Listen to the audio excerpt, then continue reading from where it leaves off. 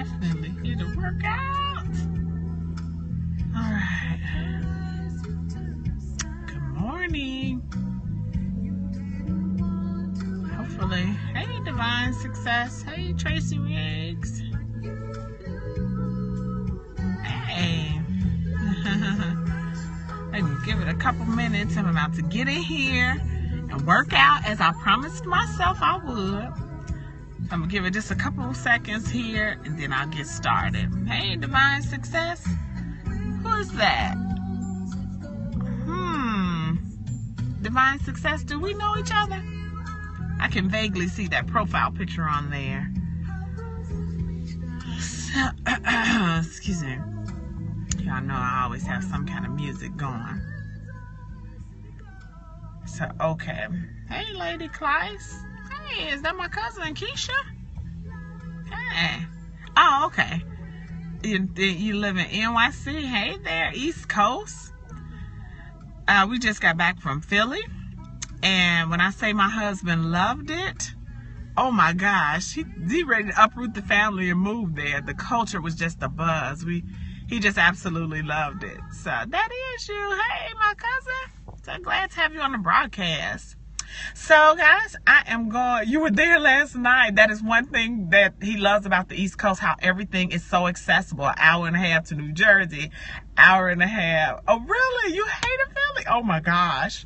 He loved it. He was down by the convention center. I'm not really sure of, all the mappings and all that kind of stuff, but that's where he stayed, downtown near the convention center by something called the Reading Market. I think it is a Reading Market. I don't know. That's what he loved the most. Okay, so I had a combo with a great friend and old coworker about you. Hopefully she'll be in touch. Oh no, Divine Success.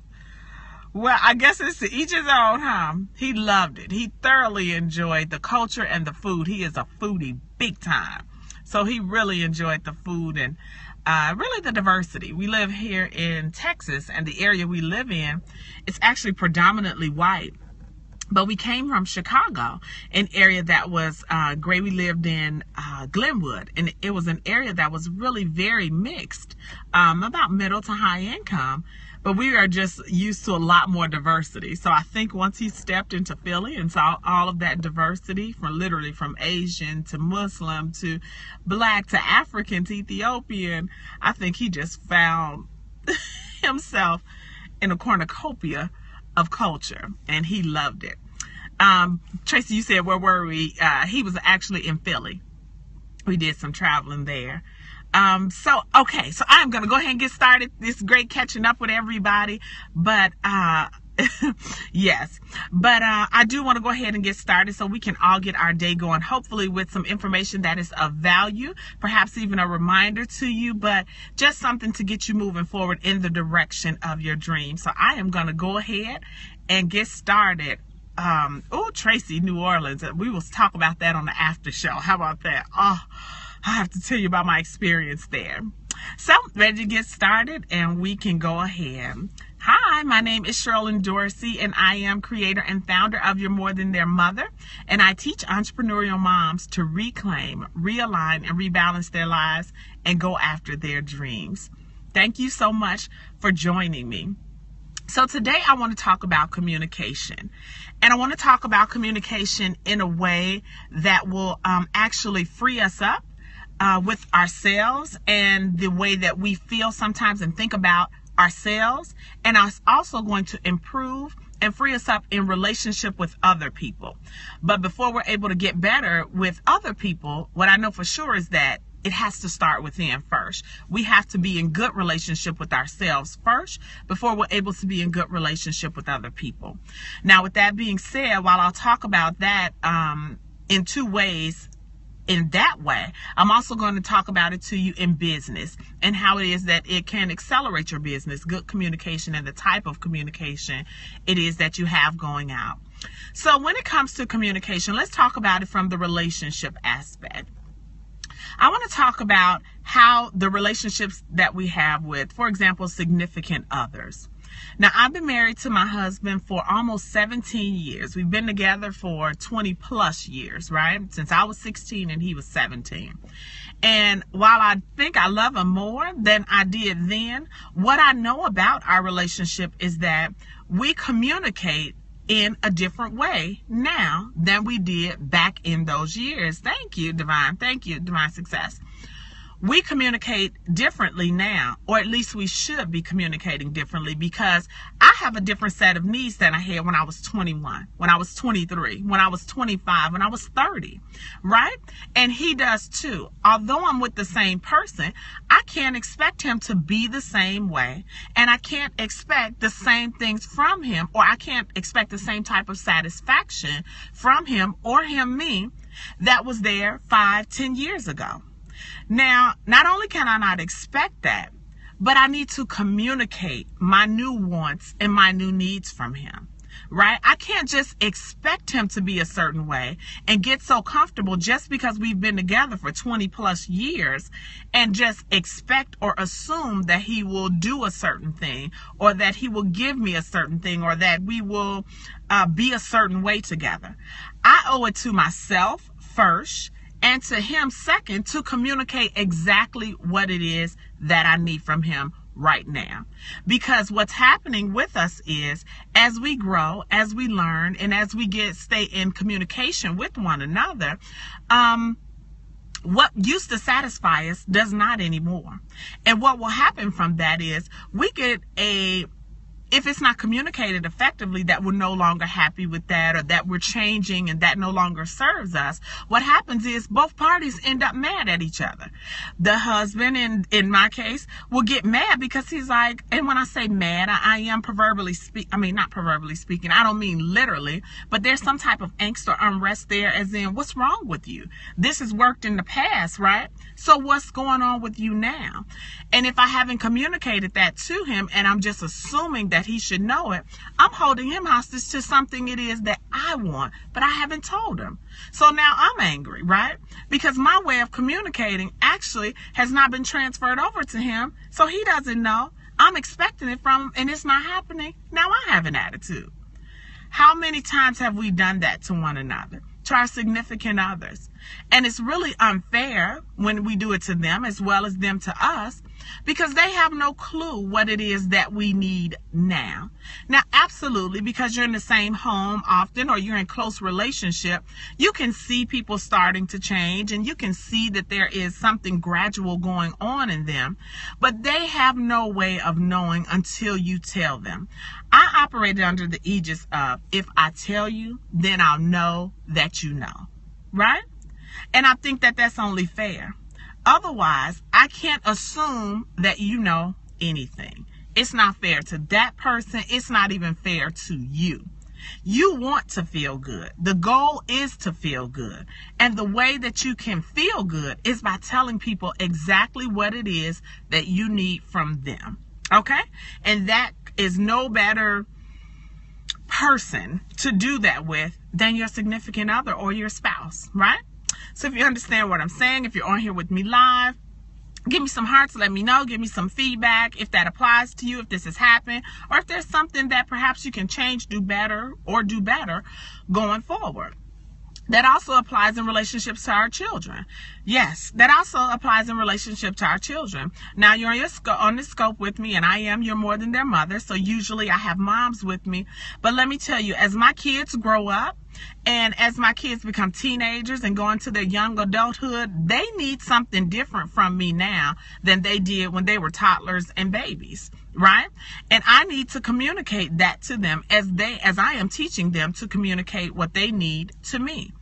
I want to be who it is that they need me to be in their lives, meaning someone who they can talk to, someone that they trust, someone who they can go to for information, right? And to learn more. But if it's not communicated the new way in which they need me, perhaps for me to pull back some or for me to step in a little bit more, then it can become a sense of frustration, because you could be overstepping what it is that they need in the moment. And what I know about what we need to do more of with our children is to trust the process. We raised them to the point that they are in now, right? So we have to trust that everything that we put in them, it is working. We have to treat them with that trust, right? Because really life is just all about a self-fulfilling prophecy. What it is that you believe, it comes true. Because everything it is that you think and believe, you can find evidence to support, and you can create actions around it, right? To make it true. And that's what happens with us. So think about that even when you're talking about, when we're referencing your children. Think about opening up those lines of communication more and finding out from them what it is that they need and giving them that. Showing them the power in their words, right? Showing them that you trust them, right? To the degree that you can do it. So I hope that helps for those kids and for that relationship and just in your personal life in general. Now let's talk about this in business, right? So now we just talked about, and very often if you've been on these scopes with me, I like to show you how really personal and business really coincide, right? Because how you do anything is how you do everything. I believe that with everything in me. Right? Well, we're talking about communication and being clear and telling your needs, and you listening to other people and really meeting and being in relationship with people where they are, right? Because that is being communicated to you. Well, the same thing is true in your business. When you are establishing your business, and I know many of my moms here are looking to start their business and walk in their purpose. When you are looking to establish your business, the very first thing that needs to be the very first thing that your communication needs to be is clear. Who is it that you are serving? What is it that you are offering these people? What results will these people have by way of working with you? People are fascinated to hear your process, and it's nice to them, but that does not compel them to work with you.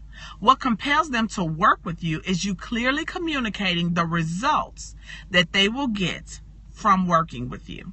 So clarity in communication, when we're talking about business in particular here, is key. That's the difference between a client and a fan or supporter. And we have plenty of people clapping us on, right, who are saying, wow, you're doing a good job. I'm so proud of you, the way you're stepping out. And wow, this is so good. I heard about you. And oh my goodness, I enjoy you. And while that is all wonderful, fine, and good, but if we are in business, we need clients, right? We need clients in order to call us a business. There needs to be, in order to call yourself a business, there needs to be a transaction or an exchange of money, of whatever good, service, or product it is that you're offering. So make sure that your communication is clear.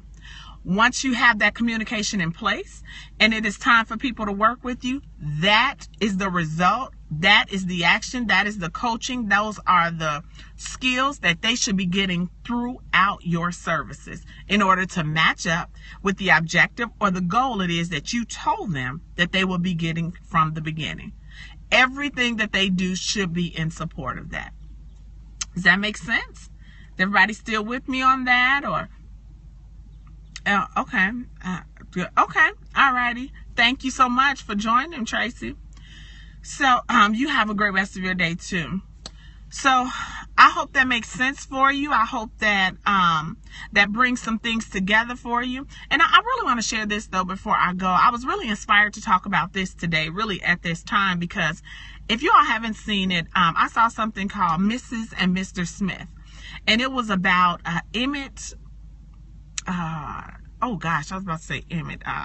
Gosh, what's his name? He's a Dallas Cowboy football player's guy.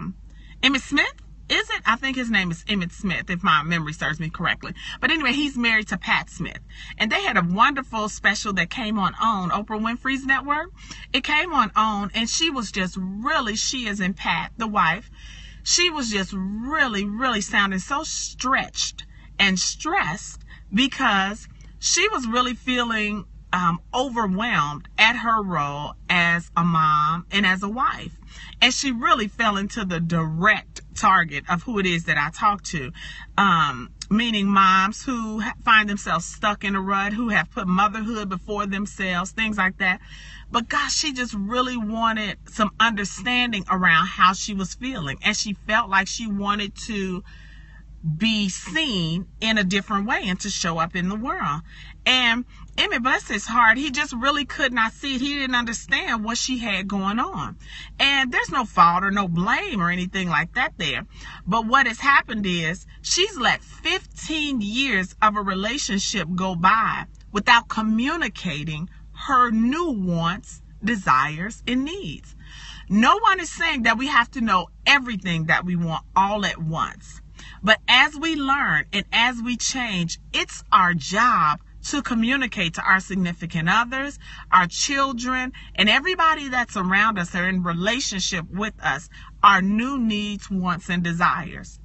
It's our job to do that if they want to remain in relationship with you. Because otherwise, it will become stress, strain, and overwhelming. And then the relationship becomes a burden versus an asset to you. Because they don't know what it is that you want. And that whole build up, it can cause people to pop. Trust me, I have been there. I wrote a whole book about it called You're More Than Their Mother. Because we take on these roles, these stereotypical roles of these wives, these women, etc., etc. No judgment over that. But it's always, what happens is we take it on to a fault. Meaning we adopt these theories that have worked for other people, that have been handed down from generation to generation, but it no longer serves you. That worked for them. And we have not had the courage to speak up and communicate the fact that you want to be different, that doesn't work for you. So anyway, I said all that to say, watch that. Watch it. I think that you may find yourself somewhere in that Mrs. and Mr. Smith special that came on. And also think about what it is that we talked about here. Communication, and why it's so important that you speak up for who it is that you are right now. And tell your story, not your story, but communicate who it is and what you need all along the way with whomever it is that you're in relationship. Have the courage of your conviction, right? Have the clarity in your business of your communication so that people will want to attach themselves to you, not just in fan or friend, but in clients, right? Or business partner. So I hope that all came together for you, and I hope that made sense for you. It is the thing that guides my actions daily. I am very serious about how it is that I communicate with other people, in that I choose to set up how it is that I'm viewed, and I choose to create right relationships that serve not only me, but the person I'm in relationship with. So I hope that helps you. I am going to get out of here. Let me know your comments. Give me some feedback. Again, if you're on live, I'm happy to communicate with you now. But even if you are watching this on replay, leave me some comments and share this broadcast or this video, if you will, with others, and that serves you. So thank you so much for being here. I'll get out of here. But in the meantime, remember, it's time to move beyond everyone else's expectations of who you ought to be and become the woman you thought that you could be. Bye.